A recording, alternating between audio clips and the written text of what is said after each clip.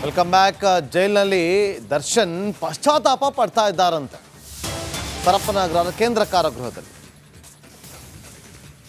ಇದರ ಬೆನ್ನಲ್ಲೇ ಈಗ ಜೈಲಿನಲ್ಲಿ ಅಧಿಕಾರಿಗಳ ಕಳ್ಳಾಟ ಶುರುವಾಯ್ತಾ. ನಿನ್ನೆ ಪರಪ್ಪನಗ್ರಹಾರ ಜೈಲು ಸೇರಿದಂಥ ದರ್ಶನ್ ಅಂಡ್ ಗ್ಯಾಂಗ್ ಒಂದೇ ಕೊಠಡಿಯಲ್ಲಿ ದರ್ಶನ್ ಮತ್ತು ಪ್ರದೋಷ್ ಇದ್ರು.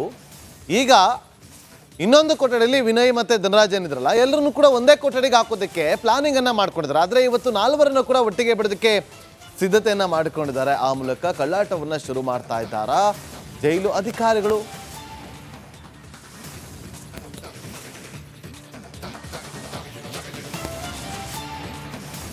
ಮತ್ತಷ್ಟು ಮಾಹಿತಿಯನ್ನು ಕೊಡೋದಕ್ಕೆ ನಮ್ಮ ಆನೇಕಲ್ ಪ್ರತಿನಿಧಿ ನವೀನ್. ಏನಿದು ಕಳ್ಳಾಟ, ಯಾಕೆ? ನಾಗೇಂದ್ರ ಬಾಬು, ಪರಪ್ಪನ ಅಗ್ರಹಾರ ಜೈಲಿನಲ್ಲಿ ಈಗಾಗಲೇ ದರ್ಶನ್ ಮತ್ತು ಅವರ ಮೂವರು ಕೂಡ ಏನು ನಿನ್ನೆ ಮೂವರನ್ನ ಕರ್ಕೊಂಡು ಹೋಗ್ಲಾಗಿತ್ತು. ಒಟ್ಟು 4 ಜನರನ್ನ ಈಗ ಒಂದೇ ಕೊಠಡಿಯಲ್ಲಿ ಬಿಟ್ಟಿದ್ದಾರೆ ಅನ್ನೋ ಮಾಹಿತಿ ರಿಪಬ್ಲಿಕ್ ಕನ್ನಡಕ್ಕೆ ಗೊತ್ತಾಗಿರುವಂತದ್ದು. ಅದೇನಂತ ಹೇಳಿದ್ರೆ, ಏನು ನಿನ್ನೆ ಪ್ರತ್ಯೇಕವಾಗಿದ್ರು, ಅದಾದ ಬಳಿಕ ಏನು ದರ್ಶನ್ ಪ್ರದೋಷ್ ಮಾತ್ರ ಒಂದು ಕೊಠಡಿಯಲ್ಲಿ ಇದ್ರು ಎನ್ನಲಾಗಿತ್ತು. ಆದ್ರೆ ಈಗ 4ವರನ್ನು ಕೂಡ ಒಂದೇ ಕೊಠಡಿಯಲ್ಲಿ ಬಿಡಲಾಗಿದೆ ಅನ್ನೋ ಮಾಹಿತಿ ಇರುವಂತದ್ದು. ಯಾಕಂತ ಹೇಳಿದ್ರೆ ಇಲ್ಲಿ ಈಗ ದರ್ಶನ್ ಇರುವಂತ ಒಂದಷ್ಟು ಏನಿ ಭದ್ರತಾ ವಿಭಾಗ ಏನಿದೆ, ಇಲ್ಲಿ ಹೆಚ್ಚಿನ ಸಿಬ್ಬಂದಿಗಳನ್ನ ಬಿಡೋದಕ್ಕೆ ಅಲ್ಲಿ ಅವಕಾಶಗಳಿದೆ. ಅಂದ್ರೆ ಕೈದಿಗಳನ್ನ ಬಿಡೋದಕ್ಕೆ ಅಲ್ಲಿ ಜಾಗದ ಕೊರತೆ ಇದೆ. ಈಗಾಗಲೇ NIA ಸಂಬಂಧಪಟ್ಟವ್ರು ಇರುವಂತದ್ದು, ಈ ಬಾಂಬ್ ಬ್ಲಾಸ್ಟ್ ಅಲ್ಲಿ ಇರುವಂತಹ ಪ್ರಮುಖ ಆರೋಪಿಗಳೇನಿದ್ದಾರೆ ಅವರನ್ನ ಈ ಭದ್ರತಾ ವಿಭಾಗದಲ್ಲಿ ಇರಿಸಲಾಗುತ್ತೆ. ಇಲ್ಲಿ ಈ ಭದ್ರತಾ ವಿಭಾಗ ಹೇಗಿದೆ ಅಂತ ಹೇಳಿದ್ರೆ, ರಿಪಬ್ಲಿಕ್ ಕನ್ನಡಕ್ಕೆ ಇರುವಂತದ್ದು ಒಂದಷ್ಟು ಎಕ್ಸ್ಕ್ಲೂಸಿವ್ ಮಾಹಿತಿಗಳು. ಪರಪ್ಪನಗ್ರಹಾರ ಜೈಲಿನ ಬಲಭಾಗದಲ್ಲಿ ಇರುವಂತಹ ಈ ಭದ್ರತಾ ವಿಭಾಗ ಏನಿದೆ, ಇಲ್ಲಿ 5 ಕೊಠಡಿಗಳಿದೆ. ಇಲ್ಲಿ NIA ಮತ್ತು ಬಾಂಬ್ ಸ್ಫೋಟದ ಆರೋಪಿಗಳು ಕೆಲವರು ಏನಿದ್ದಾರೆ ಅವರನ್ನ ಬಿಡಲಾಗಿದೆ. ಈ ಒಂದು ಕೊಠಡಿಯಲ್ಲಿ ಈಗ ಏನು ಕೊಠಡಿಯ ಕೊರತೆ ಇದೆ ಅಂತ ಹೇಳಿ ಒಂದು ಕೊಠಡಿಯಲ್ಲಿ ಈಗ 4ವರನ್ನು ಬಿಡುವಂತ ಒಂದಷ್ಟು ಕೆಲಸ ಆಗಿರೋದು. ಇಲ್ಲಿ ಹೊರಗಿನ ಕೈದಿಗಳಿಗೆ ಯಾರಿಗೂ ಕೂಡ ಇಲ್ಲಿ ಅವಕಾಶ ಇರೋದಿಲ್ಲ. ಅಂತಂದ್ರೆ ನಡಿ ಈಗ ಶುರು ಮಾಡೋಣ. ಕೇಸರಿಯಿಂದ ಮನೋಲ್ಲಾಸ ಮನಸ್ಸು ಮತ್ತೇರಿ ಕುಣಿದಾಡಿದೆ ನೋಡು, ಮನಸ್ಸು ಮತ್ತೇರಿ ಕುಣಿದಾಡಿದೆ ನೋಡು. ಕ್ಷಣ ಕ್ಷಣವೂ ಆಚರಿಸಿ ಕೇಸರಿ ಹಬ್ಬ. ವಿಮಲ್ ಬಾಯಲ್ಲಿ ಹೇಳಿ ಕೇಸರಿ.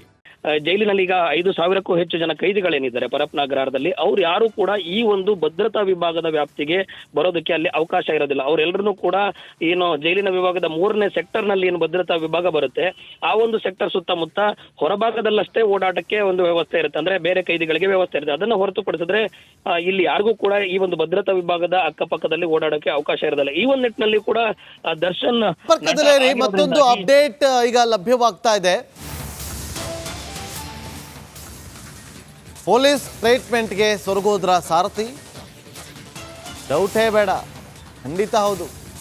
ಪರಪ್ಪನಗ್ರಹಾರ ಸೇರ್ತಾ ಇದ್ದಂತೆ ಪೊರ್ಕಿಗೆ ಪಶ್ಚಾತ್ತಾಪ ಶುರುವಾಗಿದೆ. ಜೈಲು ಅಧಿಕಾರಿಗಳ ಮುಂದೆ ದರ್ಶನ್ ಭಾವುಕ ಮಾತುಗಳನ್ನು ಆಡಿದ್ದಾರೆ.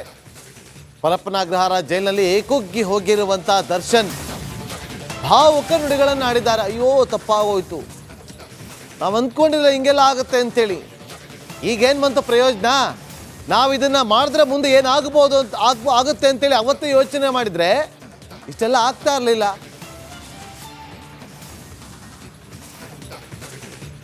ನವೀನ್ ಮಾಹಿತಿ ಕೊಡ್ತಾ ಇದ್ರಿ. ಈಗ ಪಶ್ಚಾತ್ತಾಪ ಪಡೆದ್ರಲ್ಲಿ ಅರ್ಥ ಇಲ್ಲ ಬಿಡಿ. ನವೀನ್, ಯಾಕೆ ಸೊರಗೋಗಿರೋದು ದರ್ಶನ್?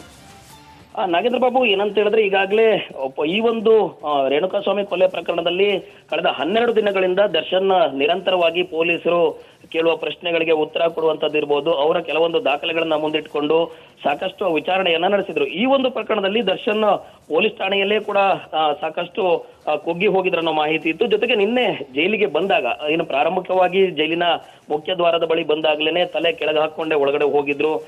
ತಲೆನ ಮೇಲೆ ಎತ್ಕೊಂಡು ಕೂಡ ಹೋಗಿರಲಿಲ್ಲ. ಯಾವಾಗ್ಲೂ ದರ್ಶನ್ ನಡೆಯುವ ಒಂದು ಅವರ ಗತ್ತು ಗಮ್ಮತ್ತೆ ಬೇರೆ ರೀತಿ ಇರ್ತಾ ಇತ್ತು. ಆದ್ರೆ ಜೈಲಿಗೆ ಬಂದಾಗ ಅವರು ಸಂಪೂರ್ಣವಾಗಿ ಕುಗ್ಗಿ ಹೋಗಿದ್ರು.